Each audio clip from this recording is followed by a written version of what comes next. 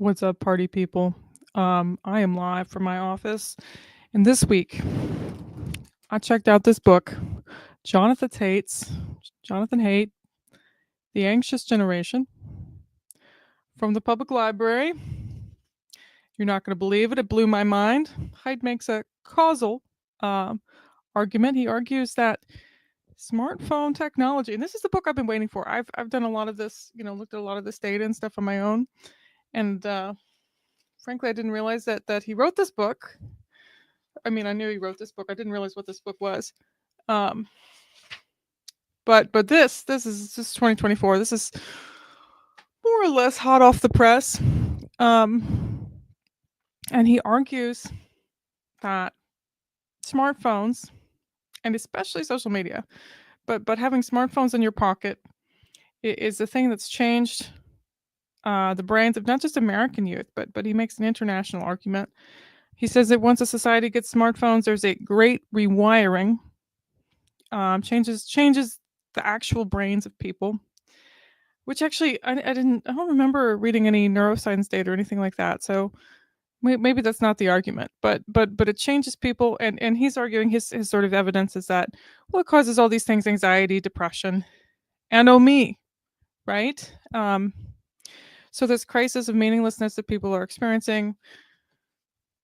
Here it is. Jonathan Haidt sees it too. He's seen it. So I just wanted to make that point, but then and then he differentiates for girls and for boys, and specifically there's places in the book where he really emphasizes that technically this hits girls harder than boys, but then he doesn't backtrack, but then he talks about the differences between how it affects girls and how it affects boys, because he's talking about youth. He's talking about giving people smartphones before they've reached adolescence, this premature smartphone stuff. And so he says giving people smartphones, especially girls, it because of social media. When girls are on their phones, it's social media. When boys are on their not even just their phones, but when they're connected to screens, it's of course video games. Sometimes YouTube. Interestingly, YouTube comes out ahead. I haven't looked at his original sources in this. YouTube comes out ahead, whereas technically it's social media. People regard it differently. So that's very interesting. Anyway, so he's arguing that this ever presence of social media and stuff is affecting people's brains, I guess. He specifically gives mental illness type definitions for that. He says it causes, he makes a causal argument, and it's saying that giving young people unfettered access to digital technology is causing this mental health crisis, anxiety, depression, whatever. I am actually see myself as making sort of in conversation with this, making an inverted argument here, saying that, well, actually, when we collectively adults, so I'm not talking about youth, he's talking pretty strictly about youth. I'm saying, wait a second, when we figure out how to use technology the right way, such as in this little corner of the internet, whoa, does it change how we go about our day-to-day lives? And so Haidt's making this comparison between play-based childhood, which he said people had until the 80s or so, when there was a lot of moral panic and whatnot. So this play-based childhood, where, primarily youth, young people, children, have this freedom to roam and to play and all that. He's making a comparison between play and phone-based childhoods, and he says, well, once the phone enters the picture, kids don't do anything else. Which I haven't really looked at his. I would like to do some digging into the sources. I think that there's multiple explanations for some of these things, but just following his argument, he makes a compelling case. And so I guess it's pretty clear to me, having hung out in this little corner of the internet for a while. I'm just shocked that nobody's totally online at 3:45 on a Thursday, rearing to go. It's all smoggy and gross here, so it might be sunny in nice places. I don't know. Um, the point is, maybe TLC is a corrective to this. And then I think my argument about affordances. Hi Tunji, how you doing? Um, my argument about affordances really, I think, stands as a corrective to this because a um, it shows a possible pathway to change. It shows how even if Haidt is right and our phones are actually restricting people's brain functioning somehow, or it's causing these mental illnesses, we can actually see change here. So our affordances are changed when we move from a play-based childhood to a phone-based childhood. But through that phone-based now adulthood, a lot of people who have experienced this, millennials and Gen Z now are adults, right? Now there's a corrective. People talking about play all the time, so it's going to be a great argument. I don't know if this video is actually going to stay up or not, but this is just me getting my thoughts together about Jonathan Haidt, whose new book I did actually check out from the library. And he does a lot of work with this one lady. I don't know, I didn't dig into it, but I think one of the most compelling pieces of his argument is this international comparison. So he's looking at the data, he's looking at, okay, so we might think that actually the financial crisis of 2008, when, all the subprime mortgages and all that shit happened, people lost their homes, it was really like devastating. What if that's what caused this massive increase in youth rates of depression and suicide and whatever? So how you doing, shoulder surf? Just talking about Jonathan Haidt's book.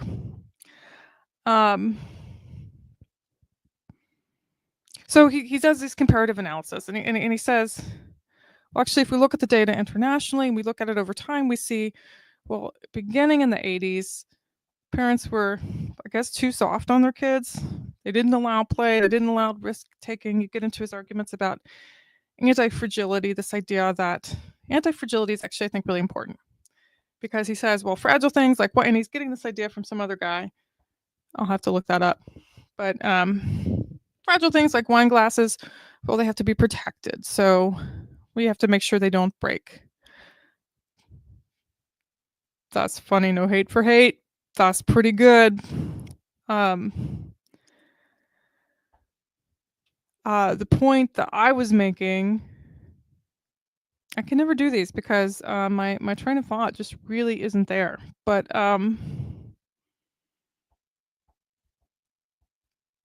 Jonathan Haidt, isn't he great?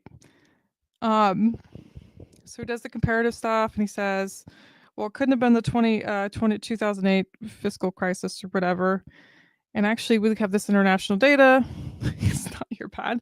It was a good pun.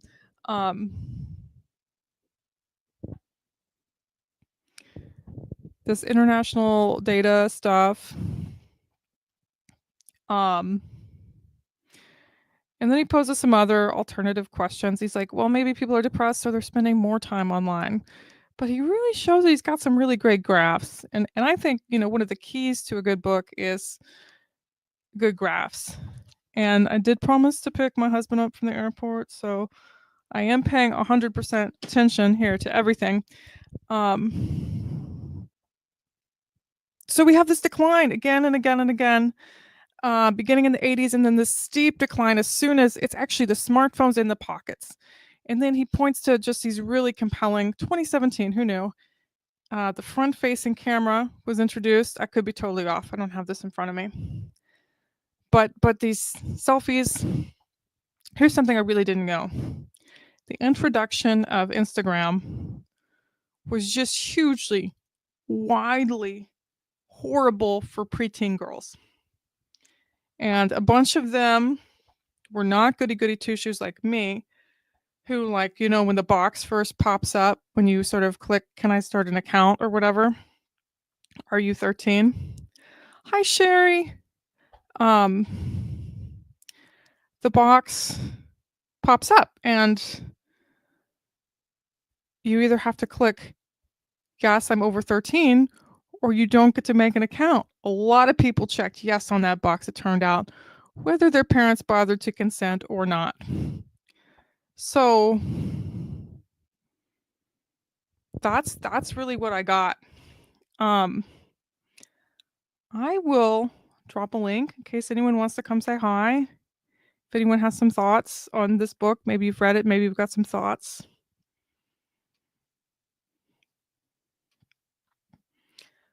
Um,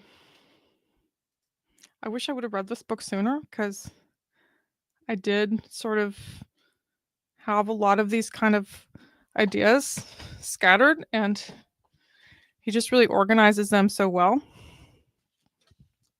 But I think it's a bold claim to kind of make this whole argument about a generation. I think that there's this is Jonathan Haidt's book, The Anxious Generation. The Anxious Generation. And it was released in 2024, so it's pretty new. I wish I would have read it sooner. And it really talks about. It's got to be a must read for parents. Like, if I was a parent, especially like someone at ages 10 to 12, and I was thinking about like, what does it mean to live in this world? Because okay, so here's another thing that doesn't make sense to me, but does. I'm trying to piece together, like, everybody's saying that people are changing, right? Like, you go to a public event, a public place, and people, it just seems like, and everywhere I go now, it seems like, well, what's this extra security doing here? Like, do we really need this? And like, our public libraries aren't safe. I mean, come on. Just as one example, like, our youth, like everybody I know who's a teacher is like, holy cow, like kids can't read. So it seems like clearly something's going on. Hi Neil, what's going on? And so I think this book does make a compelling case for us to like at least look and say, well, did giving everybody unfettered access to the internet change people so much on individual levels, causing all this anxiety and depression and whatever? And it's hard to imagine, like, it's hard for me to imagine a different world because smartphones came out, I guess, when I was in high school, and then they just took over. And I say that I'm super biased because I did switch to this guy because I did feel totally, I mean, I feel justified now. So I mean, all the bias here because I gave up on the smartphone because I could feel it stealing my brain away from me. And now with the online gambling and stuff, I just can't imagine to have this extra layer of sort of addiction, which just on top of all that. So yeah, the fact that these are things are intentionally designed to be addictive, the fact that we can't get away from them. Like, if I'm not carrying a smartphone with me, there's QR codes everywhere. Like, you go into a hotel now, you're expected to, they don't have information for you. You have to give them your QR code, which actually steals data from you. They don't tell you that part. It's wild. So do I sound like a paranoid lunatic? Maybe. But I feel like our boy Jonathan's onto something.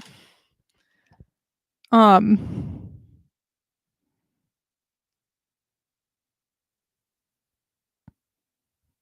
the handheld mic is a thing, Paul. Yes, jump in, Sherry. I can send the link again, of course.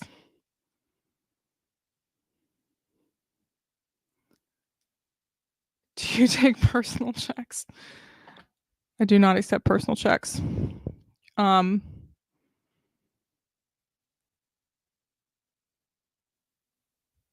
Okay, the chat's just booming. While Sherry joins us, I shall now say more things about Jonathan Haidt. First of all, there's a controversy Do you say Haidt or Height? The faculty that I've heard say Haight. Everybody else in the world says Haidt. Oh, thank goodness Sherry's here. Hi, Sherry.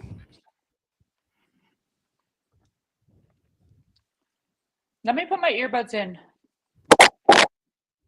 Okay. Are you on the Peterson diet? That looks like steak.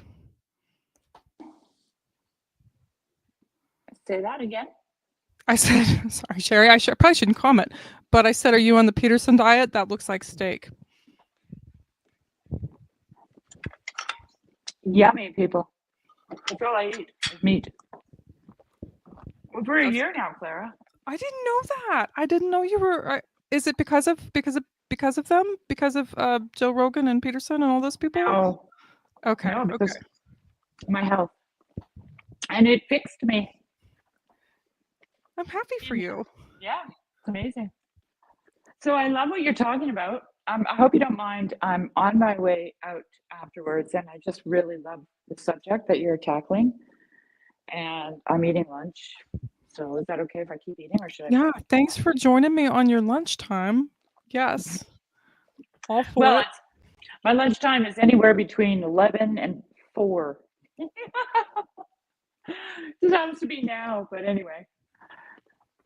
Cool. Yeah, this sits really close to home for me because I have 2 granddaughters. One's much older than the other,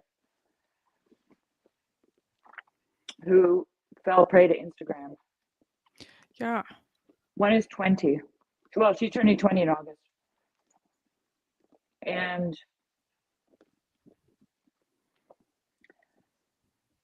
I doubt she'll ever watch this, so I'll just say, like, I want the world to know this. That's why I'm telling it. By the time she was 13, she was cutting herself all over the place. And Sure. Yeah. She became agoraphobic. She wouldn't come out of her room. She was suicidal. My daughter was going insane. She was full of fear because she never knew what to expect when she went into her daughter's room, right? Yeah. Yeah. She's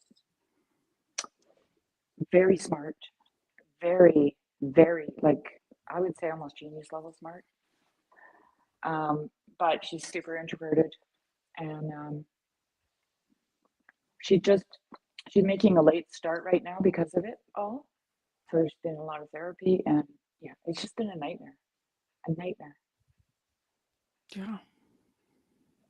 And it was from Instagram. Yeah. Yeah. I'm serious. Oh, hang on. I gotta mute myself. Yeah. The rates of suicidality, depression, anxiety, NSSI, all of that went way up with the introduction of Instagram.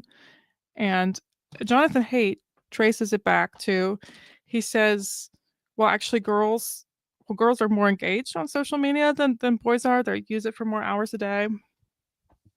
But he also says the brains are different.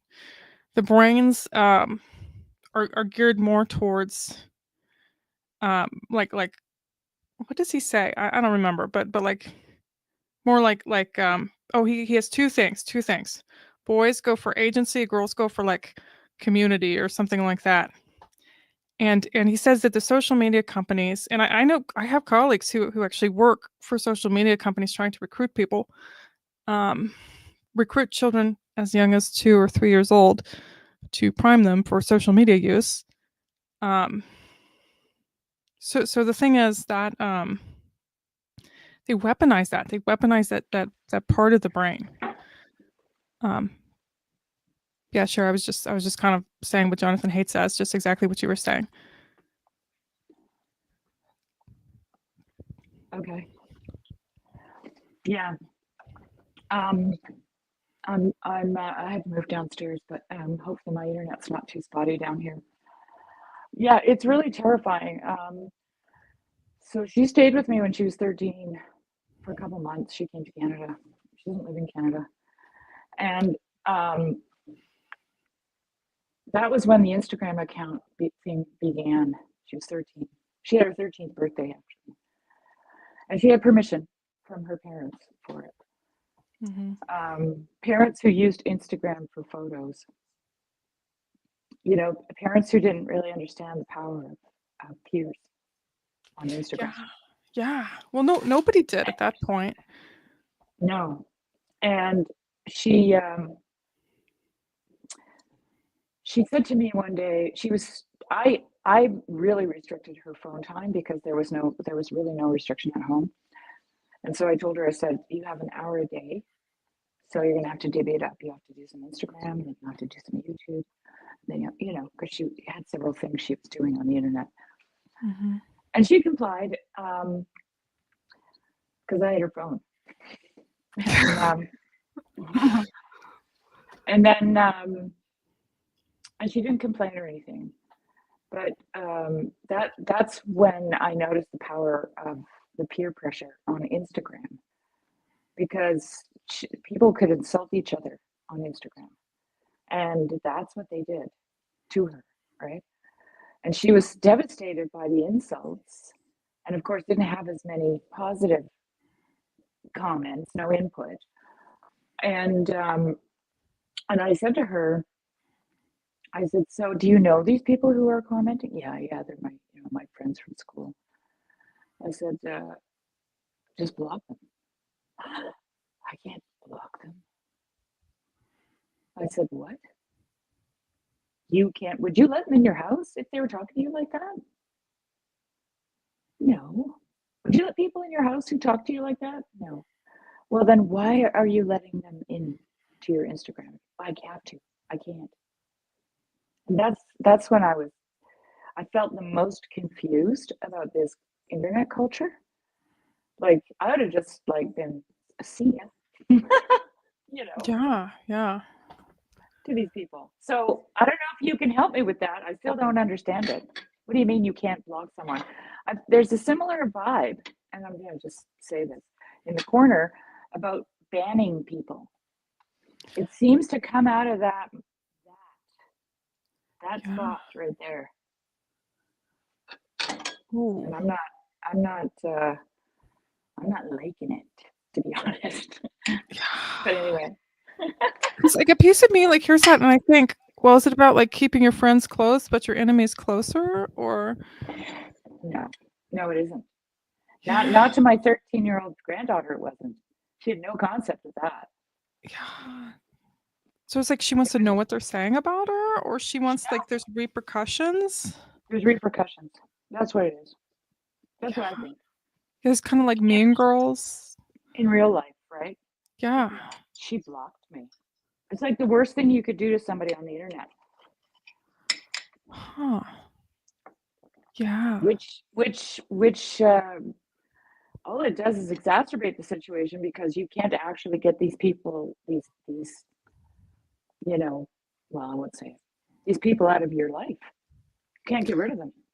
Yes, and you're carrying that. Well, I guess maybe not your niece, but in her day-to-day life when she wasn't staying with you, she was carrying that phone around with her 24/7. So you can't get away with it, and it's depriving you of those connections with your actual friends. Mm-hmm. It's just wild. Paul agrees with Jonathan Haidt. 13-year-olds shouldn't be on the internet. Yeah, well, I've got a 12-year-old who's been on the internet since she's a 12-year-old granddaughter who's been on the internet since she was, I don't know, 8. Yeah. Yeah. And I don't think, I think my daughter and my son-in-law are just naive. Yeah.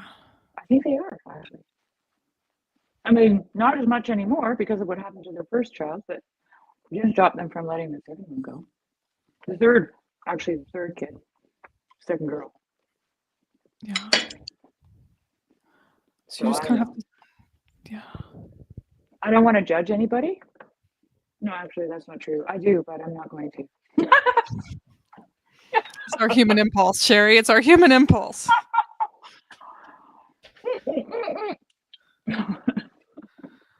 But I'm so happy you have a flip phone. Thank you. Yeah, I'm happy. I mean, it saves me so much trouble. You know, when you were talking about the QR code thing, I was like, finally, somebody gets my world. Uh, I could say a lot about how much I hate QR codes. I know, me too.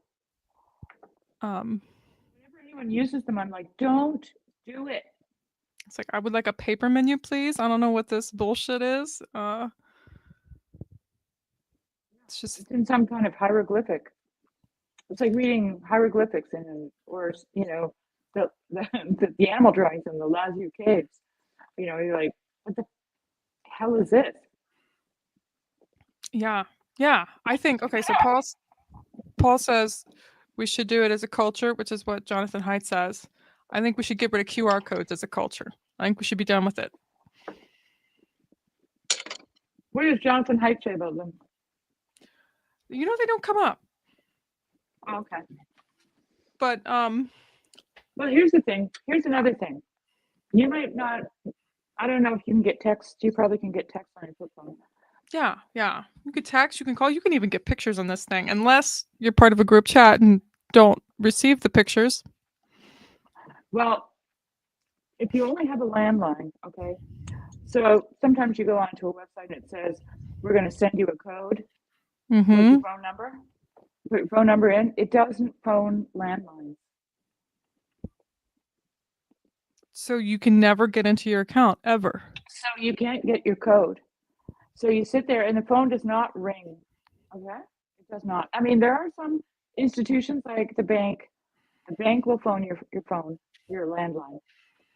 I don't have a phone at all. So, and then European airports, you can join the internet, Mm-hmm. send you a code per text on your phone to join.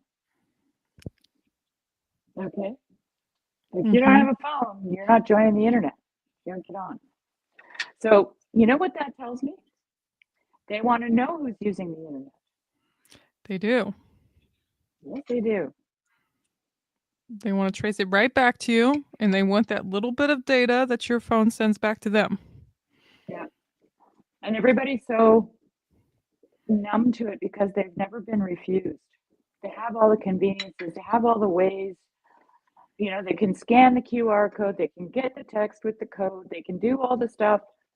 There's no limitations. The world is Yeah. their oyster, right?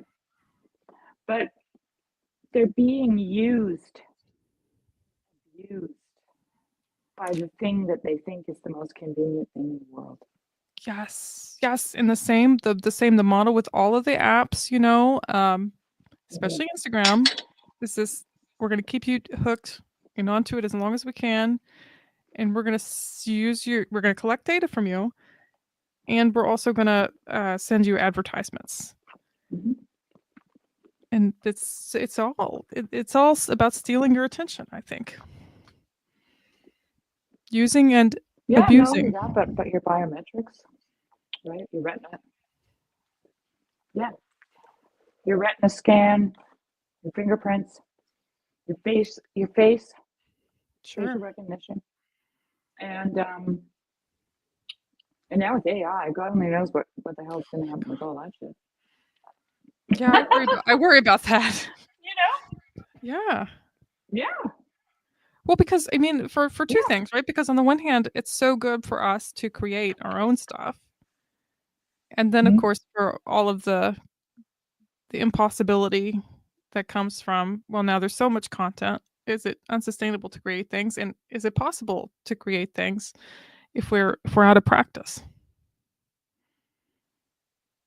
Those are my thoughts. Sorry. I just missed the whole thing. I went to look at the comments and my internet was like, what did you say? Say that Oh, again. I missed it. well, I was just thinking AI just feels like a problem because, back to the brain thing, like I think it's really important for our brains to actually have to do some work to create things or even to summarize things, these things that ChatGTP and the other, you know, AI things are doing that can hurt our brains if we're deprived of that. Nothing about this is going to lead to any kind of super intelligence. Okay. It's the opposite. It's the opposite. Yeah. Yeah, people will, if you stop using your muscles, you atrophy, right? Yeah. So, come on. You And it's think you're just, going to know stuff? I've been told for the last 30 years that everything's going to get better, and none of it has. Communication will be better. It'll be faster. It'll be simpler. It'll be more convenient. It'll be paperless. It'll be this. It'll be that. mm-hmm. It's only gotten more frustrating, less efficient, and most people can actually get the help they need. Like if you need help with something, there's no more guarantees on anything that you buy. There's no trust. I told you this is a very favorite subject of mine, Clara. No, but it's so true because when we stop being together in person and we become so isolated, there goes all of our trust. There goes all of our need to, Nobody cares. yeah, Some guy in I don't know, wherever the call center is, India, Malaysia, yeah, China, Mexico. He doesn't care if you're not happy with your product. He doesn't care if it's not working. And anyways, it's built with obsolescence in mind, right? So yeah, yeah. Um, and the sad thing to me is that people are like, oh, listen to her. She's a boomer. She thinks everything's supposed to last. Why wouldn't you? Like, have we got to that point now where we just don't? Like, it's silly to think it will. Like, we shouldn't expect this.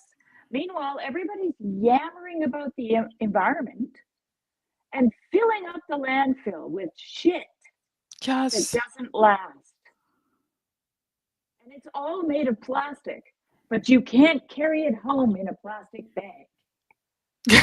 That's so true.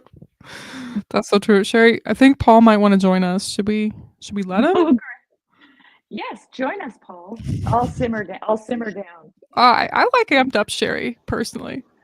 I like Damping Up Cherry too. You don't stop, Cherry. I wanted to do the car thing. I'm usually in my office, and but I'm gonna do the car thing. So Fun. mute me if you need to, but That's you great. keep going, Cherry. You keep going. I'm with you.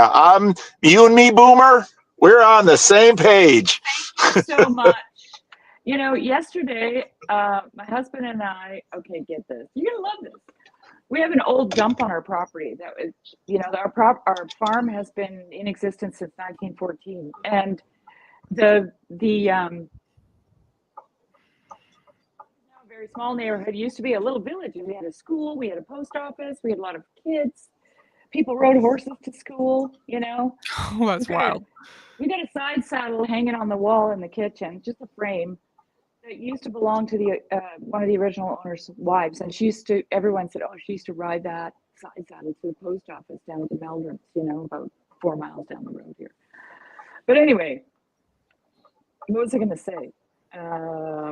Oh yeah, so our property got used for many, many decades as the local dump. The guy Uh-oh. that owned it didn't care, right? And most of the time in those days, you know what they dumped? Glass and metal. You Because could they get didn't recycling have money for that. plastic and all the rest of that stuff. Okay. I mean, there is some, more modern, like in the 70s and 60s. But my husband and I went there yesterday because I'm building a fire pit. I set a tent up at my lake, and I'm going to live in it for the summer. I have to get away from you people. I have to get away from the internet.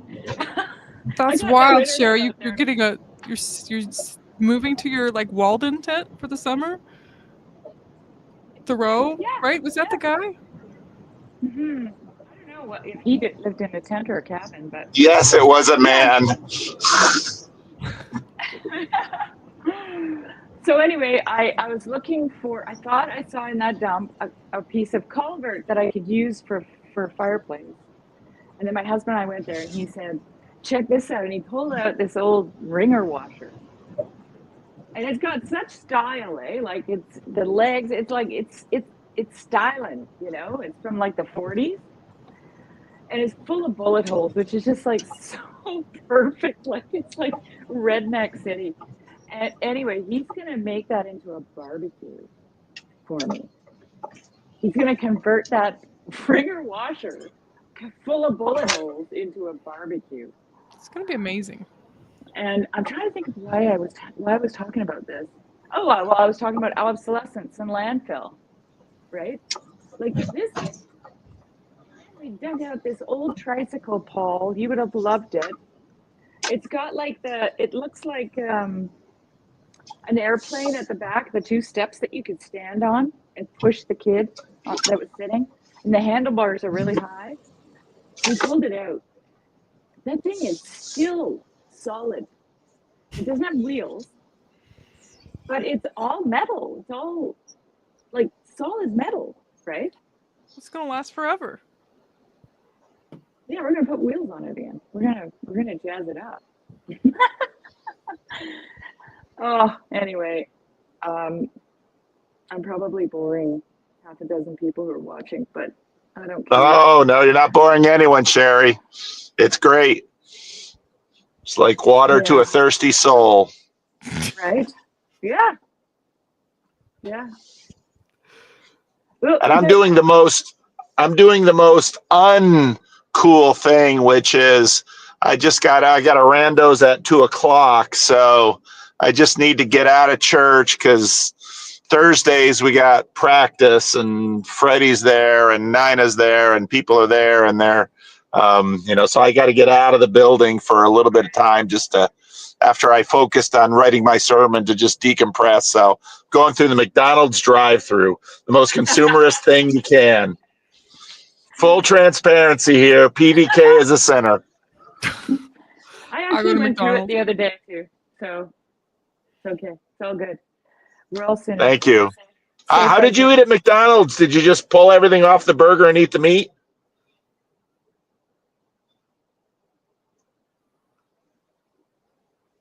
Uh-oh. Oh, we lost Sherry. She didn't want to talk about her Oh, McDonald's. story. no. like, yeah. No, did I lose you? Can you hear me now? I can Is hear it you. good? I hear you. Okay. No, I had burger and fries. And it had been at least 8 years since I'd actually been at a McDonald's. I usually go to A&W. We have A&W in Canada, and it's way better. But yeah, so that was the first time in a long time I went to McDonald's, and it was like eating cardboard. Yeah. I shouldn't do it, but it's just such a nice get out of the office, sit in my car, listen to a podcast, and Aren't we all just a little break. Aren't we all just introverts, Paul? Like honestly, I love going through a drive-through and sitting in my car. Totally. That's when I'm in town. That's what I do. I go to Starbucks, grab a coffee, sit in the car, or A&W. Sherry, I thought of you because I crossed the border not long ago and I went to Tim Hortons. Woohoo! I have to say, it's better over there. You have Tim Hortons in the States? We have Tim Hortons in Ohio at least. Okay. You know, Yep, TJ33. I really want to know what Paul gets at McDonald's. Paul's got it down.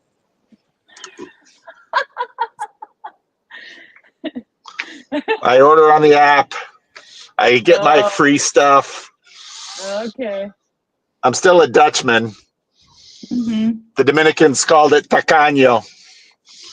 You know, during COVID, here's a story about smartphones, Clara, and all that technology. During COVID, the Starbucks was only allowing people to order on the app. They couldn't enter the building, right? That's the worst. And then they had this, and the drive-through was closed, like no touchy. It was all like no touchy. I don't know how they made the coffees, but anyway. But they had the front doors open and it'd be two tables right like this, so you couldn't actually get into the building. Okay. And I was over at a grocery store. My husband dropped me off, and then he was going to do some things, and I thought, "Oh, I'll whip over to Starbucks and grab a coffee." went over there and I just walked in because the doors were open. And I walked in and they all looked at me like, what are you doing in here? I said, buy some coffee. Oh, you have to order it on your phone. I'm like, what? I'm standing here. I said to her, I don't have a phone. And she's like, what? Like her mind was like, she just drew this huge blank. So I said, here, look, I'll help you out. And I opened my wallet and I said, I have some money and you have coffee. How about I give you some money and you give me a coffee? Did it work? Did you get your coffee, Sherry? I did. Sure. She had to sort it out in her Thank you. mind. She was just like, okay, but only this once. And you know, and I thought to myself, geez, is this where we're going?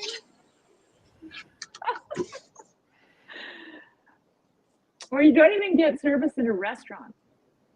Like you Yes. can't get service on a phone, right? So now you won't get it in the coffee shop or in the restaurant either. Oh my God. Ridiculous. Go away with your QR codes. You don't like them. Pretty soon, Clara, you'll have a little scanner in your eye. You won't even need your phone for it. I refuse. I'm going to join a tiny little movement of people that live far away in Amish country or something and make their own things and don't have QR codes. I'm already growing It's right trees. next to mine. Paul's going to get muted for weird beeps. You can come and pitch a tent next to mine, Clara. We'll Let's have a do it. blast. I would love to, Sherry. I will pitch my tent right next to yours. It'll be great. It'll be like Northwestuary, but with tents. Yeah. You know, here's a little dilemma that is worth thinking about. I've got grandkids overseas, Okay. and if we don't use FaceTime, they never get to see me. They never get to talk to me. They don't know who I am, right? Okay, Paul's gonna get muted again.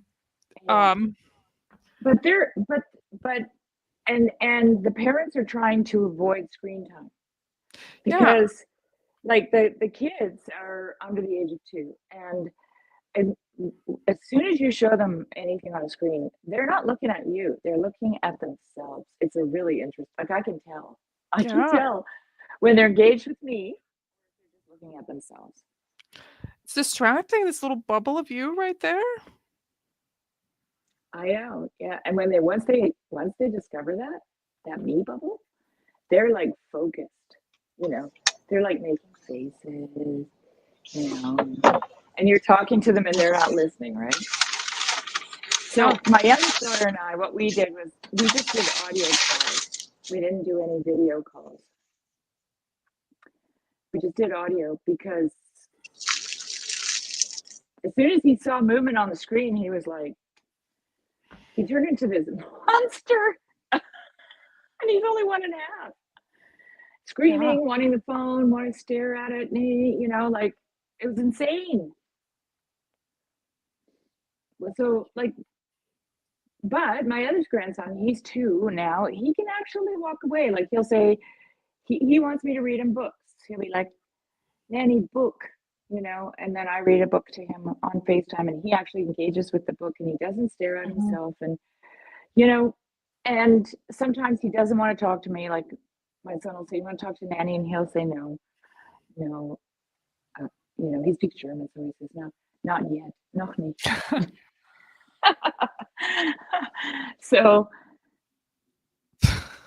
but that's a thing. Like, okay, and I lived back in the day when we didn't have screens, and so we wrote letters, and we didn't get to see people's kids grow up. We got photographs in an envelope in the mail. Like, well, I've got friends that I talk to just, you know, on the phone every week. Like, can we go back to that? Can we just call each other? Yeah, that's the other thing. We got all this communication, and my landline never rings. Never rings unless it's a scammer. Yeah. Like people don't talk to each other anymore. Yeah, it's so weird. Yeah, they text. Yeah. Okay, can we talk about how weird it is that Paul wanted to be away from the office, and so he joined my live stream to eat McDonald's on my live stream? That's a little bit funny. It's comfort food and a comfort place. I support this. Oh, I'm Talking muted him about and he's still talking. important things. Sorry. Oh no, did I double mute him? I don't know how to do this. Okay. It's virtually not alone. I would be sitting in my car listening to probably someone on YouTube for this next, 20-minute break. And but this is better. I'd much rather talk to you guys than just I can listen to an audiobook or a YouTube anytime. You guys are much more interesting. So it's much better live. Tell us your McDonald's But order, Paul. they got a little McFlurry thing going where they're half price if you order something else. So you order like one of the cheapest burgers and then you get a little half price McFlurry, and it's really bad for you, but it'll go away and I won't eat them anymore. So I just get them while the eating is cheap. So Well, the getting is good. that's right. So I worked at Wendy's for a while, and people love the dollar Frosties, so I can relate. Yeah. But I didn't want to have everybody watching me eat. I thought that'd be a little rude, me sitting here eating on the internet, and they might think I'm Andrew. You told me I ate pudding on your stream. Well, yeah. Oh, okay, but I still don't. I don't know. I'd feel maybe I'm not young and hip like you guys and feel comfortable enough on the internet to eat. I'm just I don't know. I actually asked Clara if she minded. I asked because I'm the very same polite. That's how we grew up, Paul and I. We had the same parents. Yeah. Pretty It's much. true. It's true. So I'll keep listening, but I'm going to turn the camera off while I chew, so I don't, you don't all have to see you don't have to watch this. I won't say it. I'm muting him too. Oh, he muted himself. Yeah. Yeah. Well, I have to go actually. So. Okay. I gotta pick my man up at the airport. So. Oh, yeah. Oh, sorry. That's it. Thank you all for joining my stream. So we're landing the plane? We're landing the plane. We both have things to do, and you need to enjoy your lunch. Yeah. I will enjoy my lunch. And just know that I'll be thinking of you, and you're virtually not alone, even if we're not together. Thank you. Bye. We're in the same time zone, Paul, so it's like it's real time. Weird. Yeah. People. Yeah. Bye, guys. All right. Bye-bye, you guys. Bye.